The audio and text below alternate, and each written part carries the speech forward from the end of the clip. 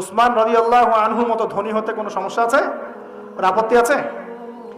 একটা আমল তার জীবনী থেকে পাওয়া যায়, এটা পড়ে আমার কাছে এত নিজেকে এত ছোট মনে হচ্ছে যে কাশ যদি এই আমলটা আমি করতে পারতাম। বলে দেব, চেষ্টা করছি যে করার, আপনারাও করার চেষ্টা করেন।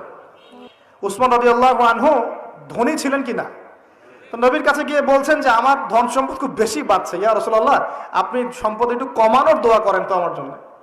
চিন্তা করা যায় মানুষ এমন দোয়া কেউ করবে এই যুগে? আচ্ছা, নবী সাল্লাল্লাহু আলাইহি ওয়াসাল্লাম বললেন তুমি উটের পিঠে, গাধার পিঠে খাওয়া দাওয়া করো, ঠিক আছে, খাওয়া দাওয়া করো। তো তিনি খাওয়া দাওয়া করেন।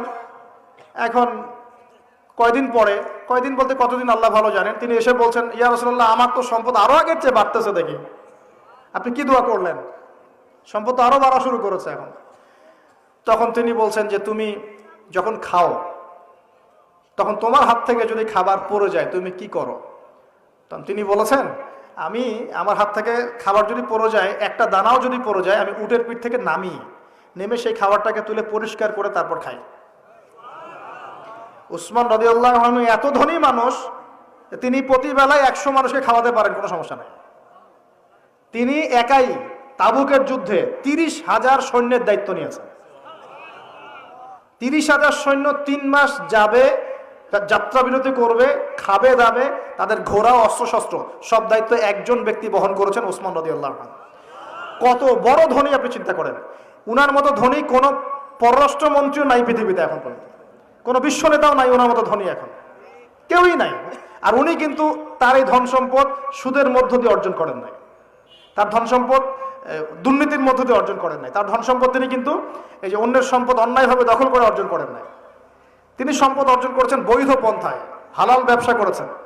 ব্যবসা করেছেন নাকি না? এই যে আমল, তখন নবীজি বলছেন যে তোমার আমল যদি এমনই হয় তাহলে তোমাকে আল্লাহ পাক সম্পদ দিবে না, কাকে সম্পদ দিবে? তুমি আল্লাহ পাকের যে সম্পদ, রিজিকের যে শুকরিয়া আদায় করো, কৃতজ্ঞতা প্রকাশ করো যে আল্লাহ আমাকে ভালোবেসে রিজিকটা দিয়েছেন, আমার হাত থেকে পড়ে গেছে, আমি তুলে খাই।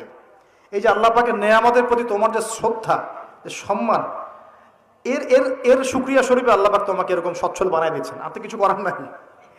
তো উসমান রাদিয়াল্লাহু আনহুর মতো ধনী হতে কোনো সমস্যা আছে? তিনি কৃপণ ছিলেন না, তিনি আল্লাহ পাকের নেয়ামতের শুকরগুজার ছিলেন। ভুল ব্যাখ্যা নিবেন না, তিনি আল্লাহ পাকের নেয়ামতের শুকরগুজার ছিলেন। আমরা আল্লাহ পাকের নেয়ামতের শুকরিয়া আদায় করবো ইনশাআল্লাহ, এবং যা রিজিক আল্লাহ আমাদেরকে দিয়েছেন এতে সন্তুষ্ট থাকবো ইনশাআল্লাহ, এবং হালালভাবে চলার চেষ্টা করব। আল্লাহ পাক আমাদেরকে ধন দিলে সেই ধন সম্পদ যতটুকু আমার পরিবারের জন্য প্রয়োজন, বাড়তিগুলো আমরা আল্লাহর পথে দান সাদাকা করবো ইনশাআল্লাহ তাআলা।